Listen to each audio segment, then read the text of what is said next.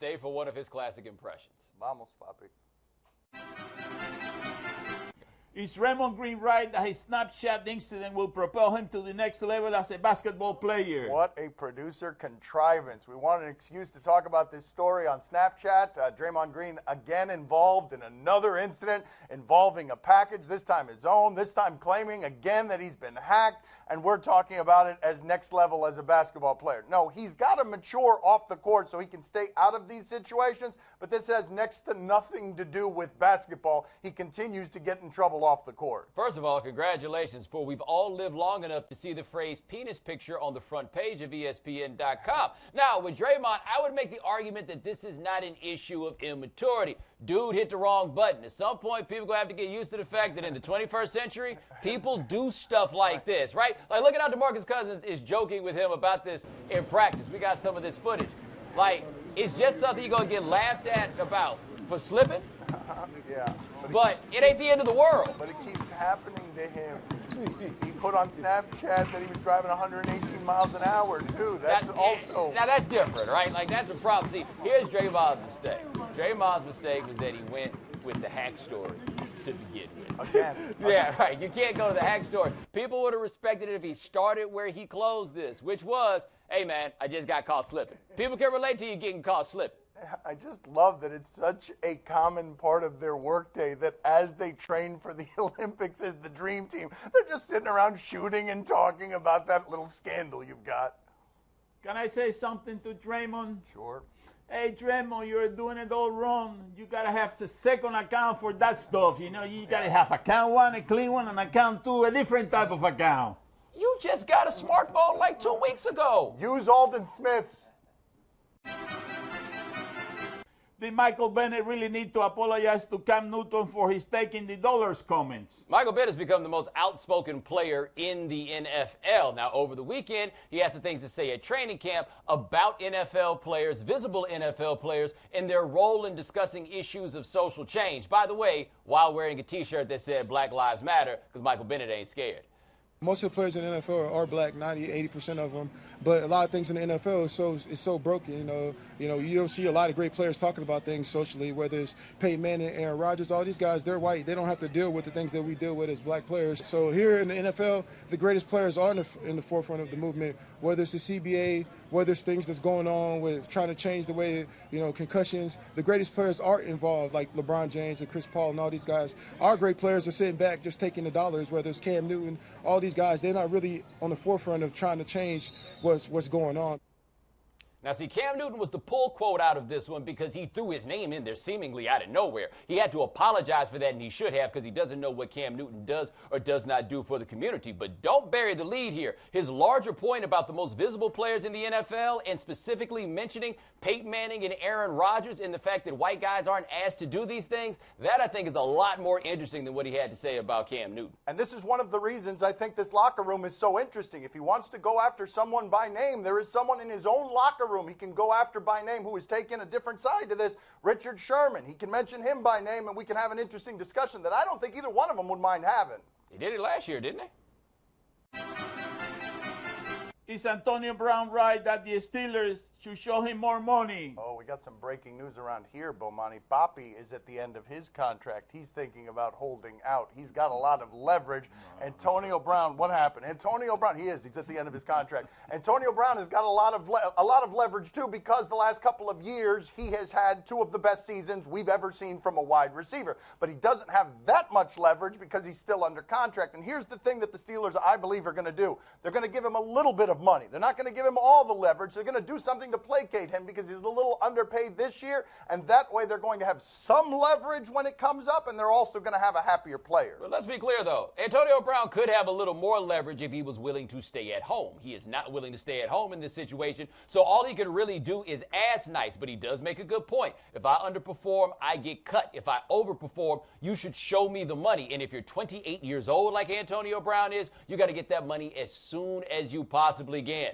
But the Steelers don't have to give it to him, so they're going to give him a little now, and then down the line, if he's lucky, they'll break the bank. A lot of people look at this and say, hey, you signed a contract. You should agree to what it is that you've agreed to and just play it out and not hold out. But Bomani just pointed that out. If he were underperforming, they would simply release him, and the contract wouldn't be worth anything. That's why you do something in the middle.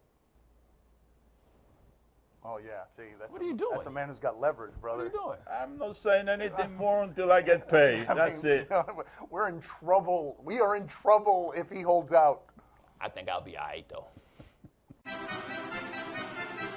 Should Ryan Tannehill be totally confident that Peyton Manning is in Dolphins camp to mentor him and not steal his job? Yes, this is the 5th year that we go into a camp with the Dolphins asking, gee, do we know if Ryan Tannehill is actually any good or not? But we're here, and now he has Peyton Manning helping him out. Manning has a place down here. He used to play for Adam Gase, the new Dolphins head coach, so he's working with Ryan Tannehill. I can't imagine a scenario under which Peyton Manning is coming back to play. If for no other reason, then Peyton Manning is not coming back to be 7-9, because I don't know anything about the Dolphins except they're going to go 7-9, because you know what they do? They go 7-9. This is a link to Adam Gase. Adam Gase is friends with Peyton Manning. Peyton Manning, you'd like to have him around for his knowledge, but Bomani pointed something out at the start of this here. 5th year of Ryan Tannehill. Whole lot of folks have gotten fired trying to make Ryan Tannehill better, and Gase chose from among bad jobs, chose this one because the job is to make Ryan Tannehill better. He will be a good coach if he makes Ryan Tannehill better, and that will come with the help of Peyton Manning, his friend, because he's pulling out all the stops, as everyone has the last 5 years, trying to make Ryan Tannehill better. Oh, I think that you guys got it all wrong. I think that Peyton Manning is thinking about coming back, and he says, let me check a couple of clinics in Miami where they have that good stuff, you know? I'm telling you, that's the real reason he's down here. It's not because of training camp and full training. How would he look around for those clinics? How would he look around for them? Go like that, you know? It's always funny. Coming up next on Highly Questionable, that's a big catcher, you know. I wouldn't fool around with him. That is a big catcher. 3-2 pitch. Oh. Oh! Oh! He was happy. Good God. What did he say? Hold on. Let's stop and appreciate how far they went. Time to play the game that is single and ready to mingle. Do you question? Tequila shots ain't for mingling, buddy. You give us topics and events, and we question them. Do you question with Billy Butler? All right, we got the A's and the Indians. There's an issue here with framing pitches. So let's run the clip so I can find out which team Billy Butler plays for. Pitches by the 5th inning. Oh, he's the hitter. Okay, he plays for the A's. I used to try to take as many pitches as I could, and then behind me we all did the same thing. But again, when I get on base, just hitting them all in the stands, and it's pretty fun. All right. Well, if not cookies, they were falling behind, and then if they wanted to pitch to the guy, they had to come in with a pitch, and and that's what speed does to a defense and to a pitcher. Oh, you start chatting with the catcher, but what? I mean, everybody does that. What's he upset about? Just thinking about hitting the ball at the ballpark. They're Let's not see. focusing on what they need talking to do. back. And That's you even who got that is. the small guys trying to hit the ball at the ballpark. Right. Take pitches, get on. Make it And he's tough, got a bat. make it easier I for know the you're guy covered in behind you, equipment and but tough armor, for the catcher. I don't think he is at all concerned with the pitch at this point. Yeah. That's a big catcher, you know. I wouldn't fool around with him. That is a big catcher. But I don't know what it was. 3-2 pitch. Oh. Oh! Oh! He was happy. Good God. What did he say? Hold on. Let's stop and appreciate how far they went. And let's see where the respect for the game all-stars are on this one, because there's no respect for the game right here, and it damn sure ain't no respect for Jimenez. Oh, woo! He went and told him something. He told the first baseman something. He told the second baseman something. And either he took his precious time or he's the slowest man in Major League Baseball. He's pretty slow. I think that we have our answer right here. You just don't with Billy Butler, that's all. Yeah, we didn't really answer the question. We were just, he's right. Yeah, he's right. I thought the answer was understood. Do you question if these kids should ask for their money back? I mean, it's not like they paid themselves. They're children, but this is the Michael Jordan Flight School that we're going to. It's a lot of kids packed in this gym, as you'll see. And here's the bet. If Chris Paul makes all 5 shots that he's taking, the whole gym gets free shoes. We're betting among kids. I mean, Michael Jordan's Flight School. Okay. You don't come to Michael Jordan Flight School to not bet. That's his 3rd shot. He already made the first 2, so that's his 3rd. There's Uncle Mike. Oh, there's his fourth. And here's the fifth. Shoes for everybody if he makes it. Oh. And there's the guy who's never been out of the second round. Oh, that's messed up. Right there. That's there messed up. You didn't have to go there. Now, if Michael Jordan misses 3 or more shots, the whole gym gets shoes. How you think this is going to go? Wait a minute. How did Michael Jordan get odds on shooting? Let me tell you what's not going to matter, I bet. These odds. Oh, he rolled it to him. That's an old school trick right there. Mike from the elbow, wop. Mike from the other elbow, wop. Mike from 3, wop. Mike from the wing, wop. Mike from the top, wop. Mike from the free throw line with Chris Paul's hand in his face, wop. Yeah. He might as well on that last one have taken Chris Paul and thrown him through the hoop. Yeah, your friendly reminder that Michael Jordan is A, the most competitive person on earth, and B, quite possibly the cheapest. Well, he didn't have the money to buy the shoes, eh? Probably was a rough week at the table. He really needed to win. Do you question Luke's sanity? Luke is 42 years old. Luke has a family. Luke got the bright idea to jump without a parachute. You heard about this? An airplane? Yeah, bro.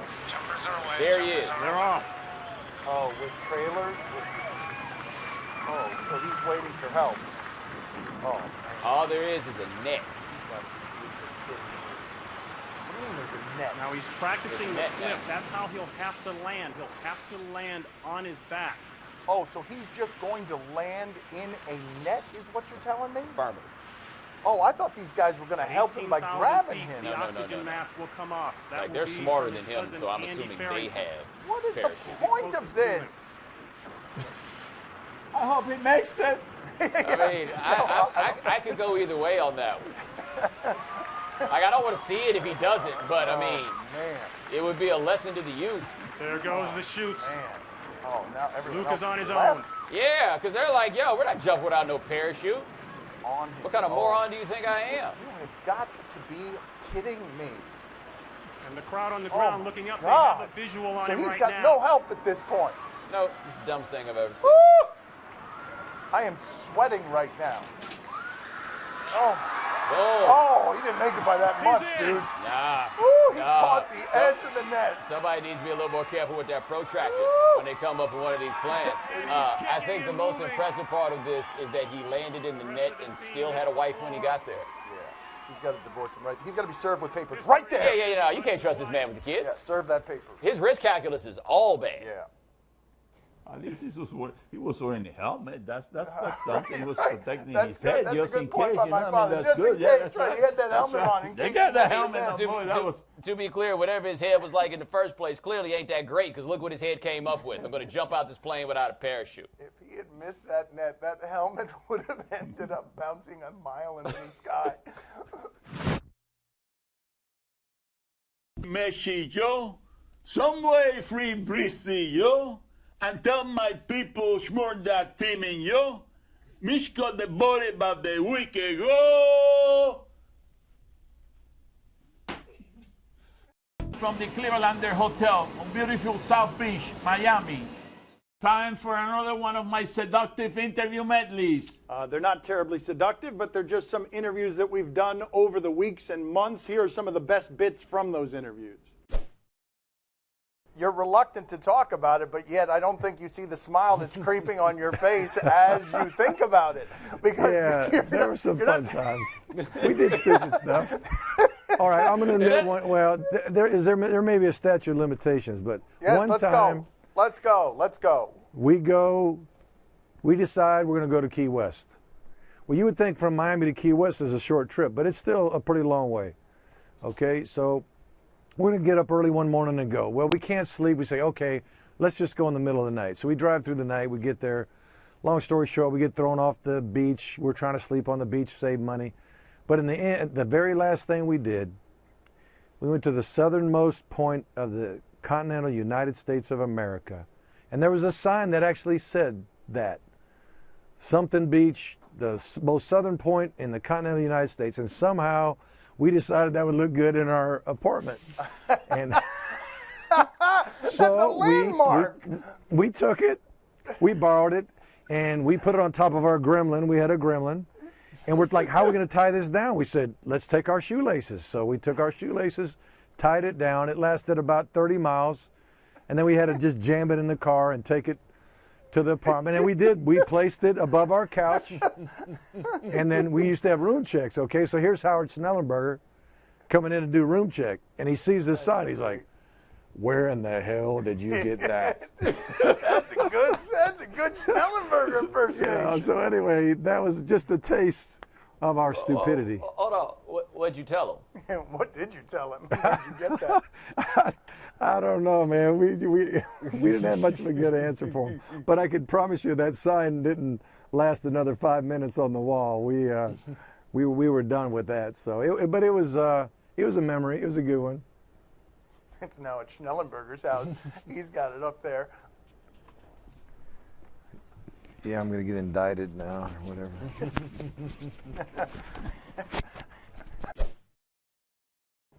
Well, Jim, can you teach me some of your dance move? Hey, only if we can do the salsa, right? You got it? The salsa?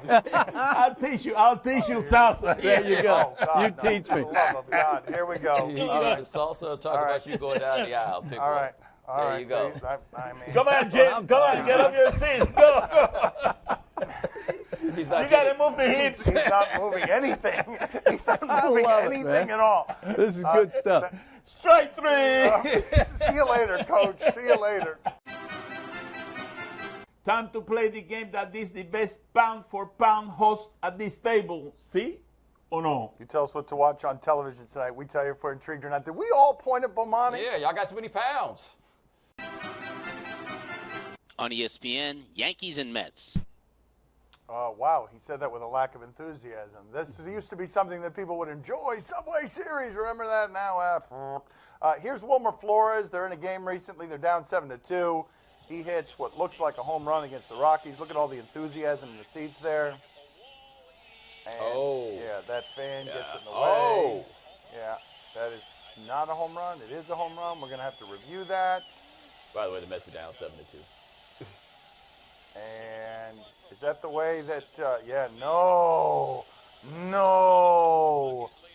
What is he? Okay, yeah, you're out. No for you. You just, that kid was trash talking, and the home run doesn't count. Bomani, are you intrigued? I wish that outfielder would have jumped up that wall and snatched that kid by the finger and tried to yank it out of socket. Put your finger in somebody's face. What's wrong with you? How were you raised? You're embarrassing your parents on television with your disrespect. I think we probably would have gotten on that player if he had harmed a fan. I but wouldn't it's fun have. to think about. Okay. I'd have bought his jersey. All right. Here you go. Poppy, are you intrigued? Oh, see, I'm very intrigued. But listen, if you're going to be a fan and grab a ball, you got to use a different finger. Bruce aboard and beat on a fastball on a 2-0 pitch, trying to blow that one into the seats. And caught by a fan. Well within his rights on that one. Ball was in the stands. And there it is. Yeah. Bang! There's the punctuation. There it is. Like, people just think they won't get hit in the face for this stuff. It's so amazing. On WGN, Marlins and Cubs. Yeah, both teams worth watching here. Also something worth watching. Jon Lester is one of the worst hitters in the history of our most historic sport. The other day he was put in, for some reason, as a pinch hitter. How'd that go? So worst case, you want that runner still in scoring position. Oh, wow. You got to be kidding me. A surprise squeeze bunt from a guy who simply cannot hit. Oh, my God, what a terrible way to lose. Jon Lester, a career 51 hitter, and there the cliched celebration of a fire extinguisher in the face. Bomani, are you intrigued? The crazy thing is, at this point, Jon Lester laying down that bunt wasn't nearly as surprising as Jason Hayward hitting that ball to the wall to get to second base to start this whole thing. Jason Hayward got to third? How did that happen? Poppy, are you intrigued? See, I'm very intrigued because nobody thought that Lester could pull that squeeze play, you know? I'm telling you something that is something for the history books, you know? He pulled it off. What a hell. That was a hell of a play, a squeeze play. I hadn't seen that in about 45 years. 45 years? Yeah. 45 years. That's very rare in baseball. happened last week. What are you talking Very rare. You know, I got to watch more baseball. Yeah, he's got to watch more He just said he hadn't seen a squeeze play since Cuba. Like he thought it was just this Cuban thing until now. Right. He hasn't seen a squeeze play in baseball in 45 years because he hasn't watched baseball in 45 years. Technicality. Technicality. On ABC, the season finale of The Bachelorette. Are you looking at me like that? Oh, go yourself. Show the clip. I'm torn. When I'm with Robbie, I think of Jordan. And I'm with Jordan, I think of Robbie. I want the type of man I would always be able to trust. Give me your word. You will never break my daughter's heart. I love your daughter so much. I'm a bit concerned. What are you talking about? Hear me out. You're not picking someone to be your like New Year's Eve date. I think you got to think about all the different components that come into like a marriage: kids, house, husband. Like, I'm not gonna lie, I was really disappointed. It makes me doubt if you're really ready. I don't know. I don't know if you really are ready for an engagement. I want you to walk away from here confident. I woke up this morning and something just didn't feel right. I don't know. I mean, all of these clips feel the same every time you guys show them to me. Bomani, are you intrigued? So let me get this straight. When she with one of the dudes, she think of the other one. When she with the other one, she think of the first one. But she's worried about if she can trust them? Poppy, are you intrigued? Oh, see, I'm very intrigued. But you listen, you know, is Aaron Rodgers going to be rooting for his brother? That was his brother there. Is he going to be happy that his brother finally found true love? You know, that's what a good brother is all about, no? If there is a wedding involving Jordan Rodgers, there's a better chance that I'll be singing with the band than Aaron Rodgers will be there in a suit. I'm going to be dancing back up. I'm going to be dancing back up as Bomani sings. We got to get this on the road. Let's go. That's all the time we have for today. Thank you for watching. We'll talk to you tomorrow. Always appreciate you watching. Gracias. See you mañana. Are you ready for this rose ceremony? What? Here is. Oh, I win? Yeah. I get it. Here, Bomani. They got me.